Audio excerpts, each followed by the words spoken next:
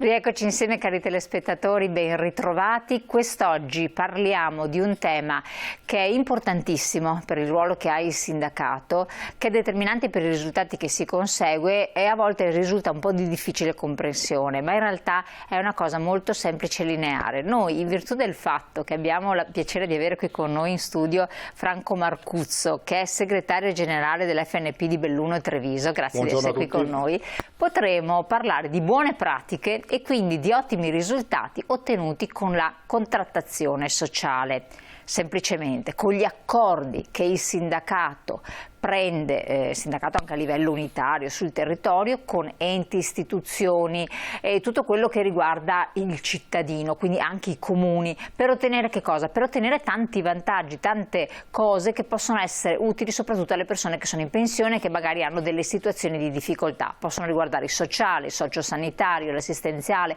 ma anche l'aspetto della tassazione e chi più ne ha più ne metta. Allora, si chiama contrattazione sociale, ma sono accordi, giusto? Sì, sono negoziazioni, si discute, si pongono tematiche, si affrontano i temi ricorrenti che hanno bisogno di essere attenzionati, e va dall'assistenza sociale alle tariffe, ai servizi, a tutto ciò che può aiutare le persone che hanno difficoltà e disagio. Quindi voi avete un monitoraggio sostanzialmente, lei viene da Treviso, area Treviso-Belluno, tanto un bel territorio anche ampio, perché Treviso-Belluno ce n'è da spaziare anche logisticamente, però voi avete un monitoraggio capillare del territorio per poter poi andare a discutere di varie problematiche. No, noi abbiamo anche una storia.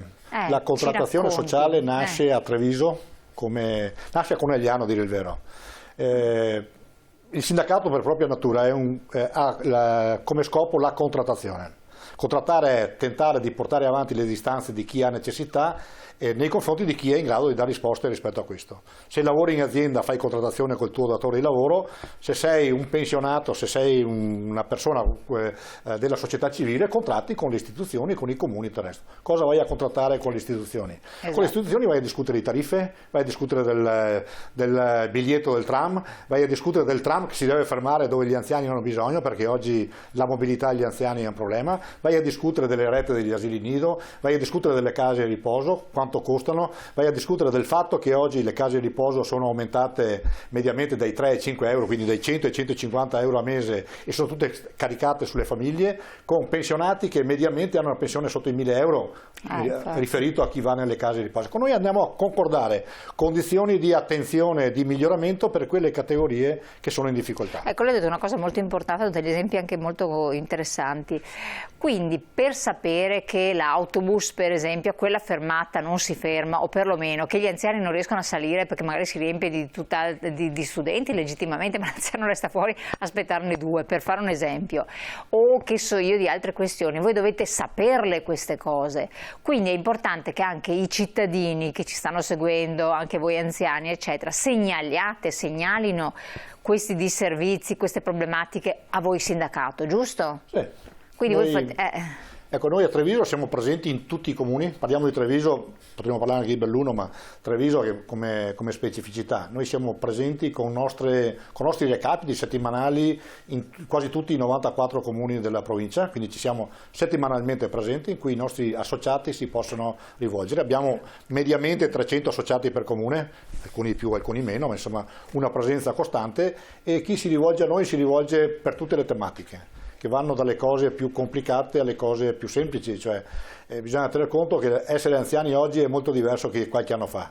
Una volta c'erano le grosse famiglie, per cui c'era sempre qualcuno che faceva un po' tutto, erano un piccolo stato sociale dove tutti facevano tutto.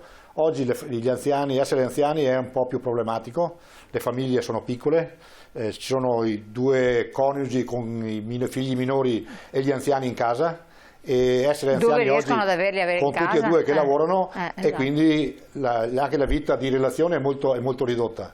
Oggi gli anziani nelle case sono una fortuna se stanno bene, è un dramma se stanno male. perché oggi se sta male con tutti e due che lavorano c'è il problema di un sociale che metta attenzione rispetto a questo, quindi case di riposo, badanti, servizi sociali per i comuni, servizi del territorio, cioè tutte cose che discutiamo con comuni, con le ULS, con tutti quegli enti che ci possono dare una mano ad affrontare questi cambiamenti sociali che sono già in essere. Quindi magari perché lei appunto dice il mondo degli anziani che però quando incominciano ad avere un problema può essere che non abbiano più quell'autosufficienza, quella capacità anche di fare certe azioni. Sappiamo che una delle problematiche è la demenza senile, quindi potrebbe essere anche un parente o un familiare che si rivolge a voi per un problema di un proprio caro. Esatto. Giusto? Quindi per segnalare una problematica che non riesce a risolvere. Quindi. Esatto, da noi si rivolgono a porci, cioè siamo un po' la vera attività di chi fa recapito nei comuni e fare segretariato sociale, da noi capitano per tutti. Ho l'anziano in casa, non so dove andare, gli dai indicazioni, gli spieghi quali sono le attenzioni da metterci, quali sono i punti dove riferirsi, per tentare di trovare le prime risposte. Ecco, su questo è un tema particolarmente su cui siamo attenzionati e su cui formiamo anche i nostri Treviso. Abbiamo una decina di dipendenti e un centinaio di collaboratori, quindi abbiamo persone che si muovono e che tentano di dare risposte su questo. Non ci arriveremo su tutto, ma ci proviamo, insomma, dove c'è un problema, se possiamo una risposta la diamo. Insomma. Per esempio, lei ha accennato il discorso delle case di riposo, delle badanti, ovvio non potete trovare le badanti, questo è impossibile, però tutte le pratiche che sono necessarie per entrare in casa di riposo, per esempio, io conosco persone anziane che sono in coppia, hanno difficoltà, eccetera, devono farsi aiutare, però sono pratiche abbastanza complesse. Voi potete dare delle indicazioni o interagire con la casa di riposo, col comune per agevolare queste pratiche? Sono alcuni casi in cui interagiamo, però su questo ci sono le assistenti sociali che di solito fanno un buon lavoro, sia quelle dei comuni che quelle delle case di riposo, quindi la gestione delle pratiche. Di solito noi seguiamo laddove si inceppano, insomma, quindi dove si inceppano. Noi tendiamo a non sostituire lo Stato rispetto le istituzioni. Non potete neanche farlo, però dare le indicazioni su come fare. Quindi. Tendiamo di dare una mano a chi si trova in difficoltà. Ecco, pensiamo all'80enne che vive da solo magari, che si trova nelle incombenze di dover affrontare un problema, gli spieghiamo dove andare, se serve anche accompagnarlo, insomma, nel percorso. Insomma, questo è importantissimo. Voi come sindacato su questi accordi che prendete, poi entreremo anche un po' più nello specifico di quel che avete fatto, siete a livello unitario oppure siete... No, noi facciamo tutto unitariamente. A Treviso c'è una prassi unitaria consolidata da anni, quindi lavoriamo in sinergia. L'altro giorno abbiamo presentato i risultati dell'anno scorso come 3 organizzazioni sindacali e fatte unitariamente, quindi noi ci andiamo insieme, concordiamo insieme, facciamo le piattaforme, per modo di dire, insomma, mettiamo in evidenza le linee guida su cui andare a contrattare e poi comune per comune si discute un po' di tutto, insomma, però unitariamente non avrebbe senso discuterlo a livello specialmente quando si discute di prima necessità, credo non sia proprio il caso che andiamo separati, insomma. Ma anche perché c'è più forza. Possiamo dividerci su qualche strategia, ma non sulle cose essenziali. Assolutamente. Vediamo la prima slide, perché in questo fa capire anche in modo schematico questi accordi che si chiamano contrattazione sociale per quel che riguarda l'area del Trevigiano e le aree appunto che sono prese in considerazione. Lei ha accennato appunto, c'è il socio familiare, che immagino che siano anche gli asili nido, come lei accennava. Gli asili nido, tutto, insomma. Poi c'è il fisco. Per citarne alcuni esempi, con i comuni concordiamo ad esempio le quote di isenzione. Eccola là, quindi le quote buona parte su 4 comuni siamo riusciti a raggiungere accordi, quindi a concordare tariffe massime, quindi fino ai 15.000 euro. Con molti, adesso non ricordo il numero, si arriva molto tra gli 8 e i 15.000, su altri c'è qualche difficoltà, però pian pianino stiamo tentando di aumentare il più possibile la quota di esenzione. Perché se voi non entrate nei giochi... Se non andassimo noi con la penuria di finanze che ci sono nei comuni sarebbe un po' difficile. Questo è importante. Mercato del lavoro... Sì, prego. Vorrei aggiungere una cosa. La cosa che posso aggiungere anche a Treviso, proprio perché è una storia consolidata, noi facciamo accordi ed incontri in tutti i comuni. L'anno scorso ne abbiamo fatti 90 su 94, ma i 4 non è che li abbiamo lasciati fuori, sono i 4 comuni che sono andati a elezioni, per cui è stato concomitante impegnare la nuova amministrazione, i suoi impegni ci pareva brutto, ma sono i primi che faremo quest'anno. Insomma. Infatti vediamo un attimo la slide successiva su questo che lei sta dicendo, perché così vediamo, andiamo quella dopo, e qui, no, quella dopo ancora, no, questa qua. 90 incontri su 94 comuni, quello che stava dicendo lei, 85 accordi siglati? Sì. accordi, sono verbali di riunione, dopo alla fine. Sì. Cioè, quello che stavo dicendo prima è che molto spesso se non chiamiamo noi o chiamiamo in ritardo sono i comuni che ci chiamano. Cioè, abbiamo messo in piedi un sistema di relazioni per cui quando ci sono impegni dal punto di vista sociale molto spesso i comuni ci chiamano proprio perché siamo presenti in maniera radicata nel territorio e con una buona esperienza, una buona scuola, siamo una buona scuola rispetto alle tematiche sociali, spesso sono i comuni che ci chiamano per consigliarsi con noi. Cioè, quando le risorse sono poche bisogna tentare di fare nel miglior modo possibile, coprendo il più possibile chi sta più in difficoltà. Questo sì. Ad esempio qui con 85 accordi siglati, 3 comuni, esenzione totale dell'IRPEF comunale. 15.000 euro che dicevo prima, quindi si può andare fino a un massimo di 15.000. Oggi l'esenzione per legge è fino a 5.000 per le partite IVA, i lavoratori autonomi, 8.500 per i pensionati e 13.000 qualcosa per i lavoratori, se non vado un po' sulle cifre. Sì. Ecco, noi in molti casi siamo arrivati a 15.000 in alcuni casi e molto spesso siamo là vicini. 64 comuni, quindi un ottimo risultato. Le utility, anche con queste noi parlavamo tanto di comuni, ma in realtà avete fatto incontri con Savno, rifiuti, Alto Trevigiano Servizi per quel che riguarda l'acqua. Esatto, con Savno l'abbiamo rinnovato la settimana scorsa. Ah, recentissimo. Sì, l'anno scorso hanno hanno scontato le tariffe, mi pare, attorno ai 300.000 euro se non sbaglio, quindi è frutto di un accordo questo è un ente con cui se non chiamiamo noi ci chiamano loro, perché ogni anno si concordano e si stabiliscono questo tipo di discussione. Savno è un ente dove ci sono i comuni come maggiori azionisti, mettiamolo così, insieme al privato. Quindi siccome si è ingenerata questa pratica di negoziazione, siete direttamente tutto quello convocati. che noi intervenendo con la Savno, in realtà facciamo un intervento in tutti i comuni in cui Savno è presente e là abbiamo sconti che vanno dai 30 agli 80.000 euro, non mi ricordo più, a tariffa. L'anno scorso complessivamente per chi ha, con Savno abbiamo concordato il massimo di esenzione, quindi fino a 15.000 euro, sconti in tariffa in base alla capacità reddituale. Certo. Hanno fatto sconti, mi pare, attorno ai 300.000 euro. Con Veneto, con l'Alto Trevigiano abbiamo un incontro il 21 per rinnovare l'accordo per il prossimo anno. Per il discorso dell'acqua. Questo sempre in base all'ISE, immagino? Sempre in base all'ISEE, cioè noi utilizziamo l'ISEE come punto di riferimento. L'ISEE è quello che stabilisce perlomeno che distribuisce i soldi a chi ne ha davvero bisogno. Insomma, quindi... Ma vi viene riconosciuto questo lavoro? Cioè, i cittadini sono consapevoli che quello sconto che si trovano è frutto di un intervento vostro? Questa è una bella domanda.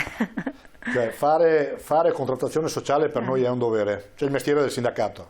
Il sindacato fa diverse cose, però l'essere del sindacato è quello di contrattare, di concordare, tentare di mediare, trovare soluzioni migliori per le persone che rappresenta, quindi va attraverso la contrattazione. Un sindacato che non contratta non serve. C'è proprio l'attività propria, altrimenti sarebbe un'associazione qualsiasi che fa qualche servizio e è finita là. Fare contrattazione per noi è importante, però molto spesso, proprio perché per i pensionati in particolare, è difficile il riconoscimento finché non gliene parli e non lo evidenziano. Qual è il problema vero? Il problema è come fare a comunicare con i pensionati, perché hanno una vita singola, i social non li adoperano, Però la televisione la guardano, sono divoratori di televisione. Noi gli strumenti che abbiamo li utilizziamo tutti, abbiamo messo in piedi un gruppo Facebook, siamo in Instagram, o abbiamo una newsletter, utilizziamo gli SMS, WhatsApp, cioè tutti i messaggi li adoperiamo, ma molti ottantenni questo tipo di strumento non ce l'hanno e quindi abbiamo difficoltà a comunicare quello che facciamo. Cioè noi facciamo le assemblee in giro, andiamo, adesso siamo stati fermi un po' nel periodo del Covid perché non era consigliabile fare assemblee, ma le stiamo riprendendo in tutti i comuni, andremo, ascolteremo e in base a quello che ascolteremo trarremo le conclusioni e trarremo anche le nostre iniziative. Infatti questo è un po' anche un appello che si può fare, perché tanti anziani proprio purtroppo a seguito di tanto tempo che sono rimasti in casa, non hanno più la capacità di uscire, hanno più difficoltà, però basta anche telefonare, quindi se si lamenta una situazione di isolamento, di solitudine, di mancanza di servizi, di incapacità di accedere a certi servizi, siccome c'è il sindacato che se ne occupa, questo è un po' un appello, chiamate il sindacato, telefonate. Noi non abbiamo risposto a tutto, ma sicuramente ci proviamo.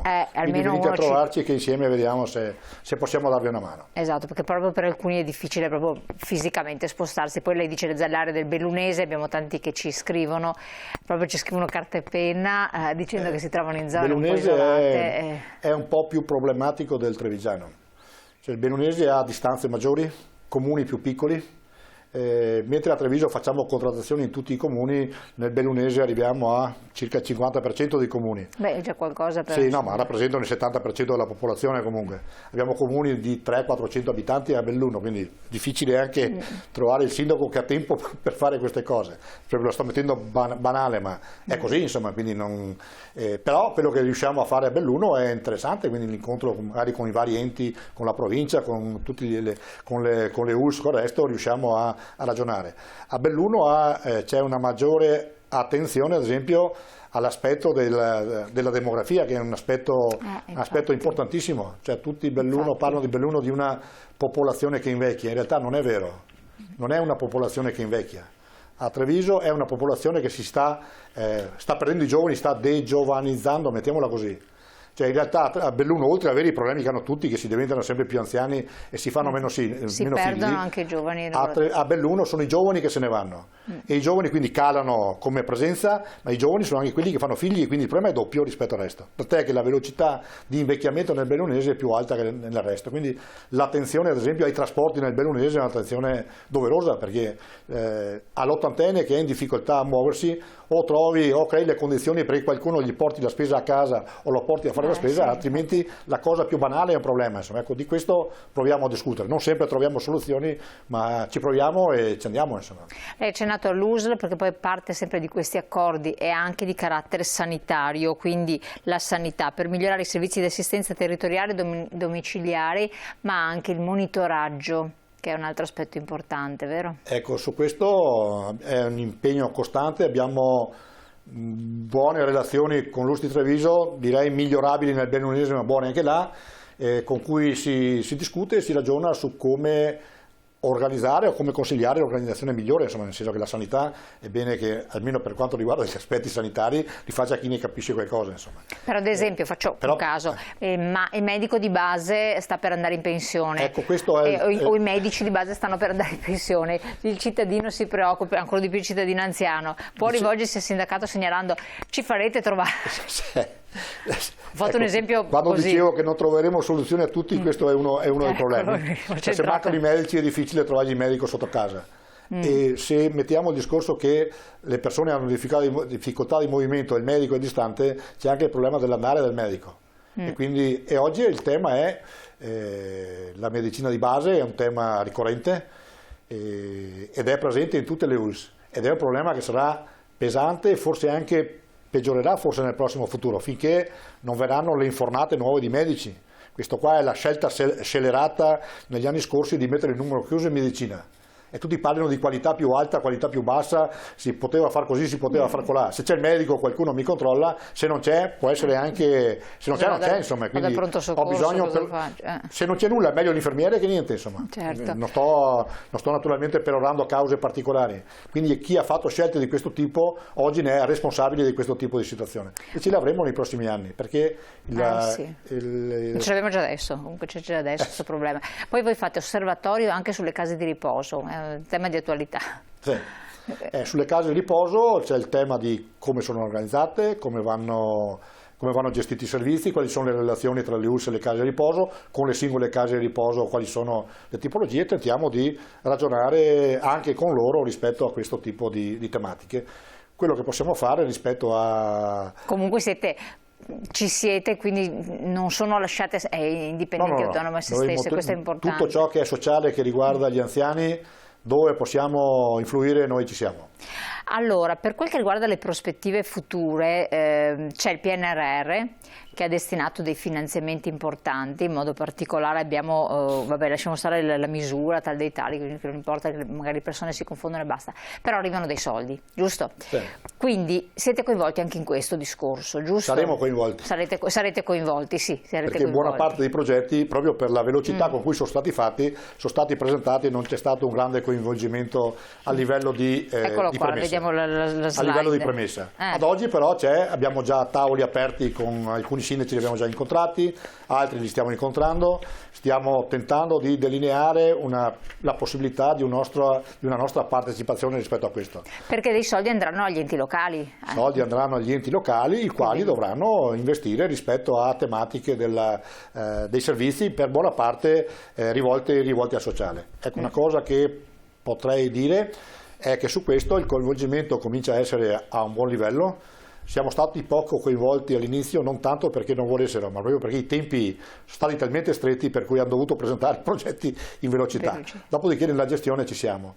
La settimana scorsa è stato siglato un accordo con il Comune di Treviso, innovativo, credo faccia anche scuola rispetto al resto, dove si è concordato, CGIL, CISWIL e Federazione dei Pensionati, si è concordato di coinvolgere le organizzazioni sindacali nel controllo nella gestione degli appalti. Sta arrivando una barca di soldi col PNRR e sono situazioni appetibili un po' per tutti, e quindi ci è stato chiesto di dargli una mano nel controllare la qualità degli interventi rispetto a questo, quindi sicurezza sugli ambienti di lavoro. Una bella responsabilità. Già oggi è difficile che quando partirà tutta la progettazione si parla di milioni e milioni, e quindi è molto appetibile. Questo è importante. Ecco, infatti il vostro intervento sarà anche relativamente sia alla misura numero 5 e alla misura numero 6, che riguarda il sociale, socioassistenziale, quindi vediamo una buona fetta che cadrà soldi negli enti locali, ma anche alla sanità. Sanità poi per gli anziani è molto molto importante, e in questo appunto avrete possibilità di intervenire, perché si riguarda, e poi una buona fetta riguarda anche la rigenerazione urbana e l'housing sociale. Questo volevo pensare. L'housing sociale sarebbe il fatto che gli anziani possano stare a casa invece che dare le case di riposo, ma possano avere un'assistenza domestica. Esatto. E questa è una delle cose su cui stiamo lavorando. C'è qualche esperienza in giro, un po' poco, ma su questo è una cosa su cui puntare, insomma. Il tentare di creare le condizioni perché chi sta a casa abbia la possibilità di essere assistito e abbia una giusta attenzione rispetto alle proprie problematiche. PNRR, su questo ci sono parecchi progetti che vanno anche in questa direzione, e quindi noi su questo parteciperemo e saremo attenti alle proposte che ci verranno fatte, e formuleremo anche noi le nostre osservazioni rispetto a comuni. Su questo si sono dimostrati interessati ad ascoltarci, proprio perché siamo ramificati e presenti nel territorio, per loro anche è interessante. Siccome sta arrivando una barca di soldi, il problema è come fare a investire, e che siano investimenti che in prospettiva non restino 4 muri costruiti, ma che siano mura al servizio del cittadino, e quindi su questo c'è una grande intenzione di interesse da parte della politica locale, quindi credo che su questo avremo sicuramente attenzione, almeno finora. Sicuramente stato. Poi per voi del sindacato, che siete anziani, però siete i giovani anziani, no? Non i grandi giovani anziani. Pensionati, quindi. Giovani pensionati, esatto. Voi avete anche grande interesse per quel che riguarda la telemedicina, la tecnologia a portata di anziano, che possa essere utile anche per la salute della persona, e qui appunto sono anche investimenti importanti che devono essere fatti, passi avanti, in modo che si possa utilizzare la tecnologia, la domotica a distanza, per gestire anche lo stato di salute dell'anziano, no? Sì, ecco, su questo quanto riguarda l'aspetto della domotica, quindi la possibilità di controllare gli anziani a domicilio, può essere collegata al discorso del co-housing, quindi creare le condizioni per cui il servizio possa essere anche bene, certo. L'altro tema però è un po' la digitalizzazione veloce. Per il Covid ha accelerato un percorso che era in essere, e che i pensionati, io almeno per convinzione ritengo che sia una strada su cui da percorrere e da sfruttare fino in fondo, nel senso che quando siamo partiti, almeno quando ho cominciato a impegnarmi io nei pensionati, siamo partiti con Facebook, con Instagram, queste cose qua, e alcuni collaboratori mi guardavano con un po' di sospetto. A tutti rispondevo che se vanno in pizzeria la sera e guardano, vai ai giovani che si divertiranno a chiacchierare tra di loro, e vedrai i pensionati che strimpellano il cellulare. Quindi molti pensionati, giovani pensionati oggi usano internet molto più forse dei giovani anche, e anche i social. Però su questo attenzione, perché i social permettono di arrivare velocemente, di arrivare alla fonte, però arrivano anche tante informazioni sbagliate, e quindi bisogna essere attenti anche a che tipo di informazioni circolano. L'altro aspetto però c'è che un'eccessiva digitalizzazione, se non è supportata da un'assistenza, è un ulteriore isolamento per gli ottantenni, sì, e questa è una cosa gravissima. Cioè, gli ottantenni sono quelli che hanno creato a noi le condizioni di stare bene oggi. Noi oggi ci lamentiamo ma loro vengono dalla generazione che non mangiava, e quindi e sono quelli che hanno dedicato la vita, e oggi con la digitalizzazione rischiamo di renderli più schiavi ancora, perché per scaricare una ricetta magari devono aspettare il figlio che lavora a turno e devono aspettare le 10 di sera perché gli scarichi la ricetta. Se tutto va bene. Quindi è un'organizzazione che va sponsorizzata, perché la prospettiva è questa, ma va anche incentivata e va aiutata, creando le condizioni per cui l'ottantenne possa essere in grado anche di sentirsi assistito e attenzionato uguale a prima. Potrebbero essere coinvolgendo il volontariato, potrebbe essere che i comuni, cioè ci sono già comuni che si attrezzano rispetto a questo, quindi creare le condizioni per cui le farmacie che possono dare una mano, cioè tutti quegli enti che possono aiutare quelle persone che non hanno confidenza con l'informatica ad essere al passo come tutti gli altri. Ultimissima, perché siamo in chiusura, battuta però anche il piano antievasione è altrettanto importante, su cui voi vi state battendo da tempo. Ecco, nella piattaforma che noi abbiamo presentato, il primo punto, c'è la verifica degli accordi degli anni precedenti. Ecco, sull'anti-evasione noi abbiamo fatto accordi con molti comuni, con altri sono reticenti rispetto a questo tipo di tematica. Diciamo la verifica che molto spesso si fanno anche gli accordi, ma dopo non c'è una grande attenzione rispetto a questo. Quindi i patti anti-evasione danno la possibilità per i comuni di segnalare quelle che sono le fonti di evasione, e una parte di quello che si va a recuperare va ai comuni. Non solo, anti-evasione vuol dire anche chi non paga l'ICI. Se non si paga l'ICI mancano i soldi per il comune. Esatto. Allora, avere sindaci che su questo sono ritrosi, cioè sono restii, la cosa ci preoccupa.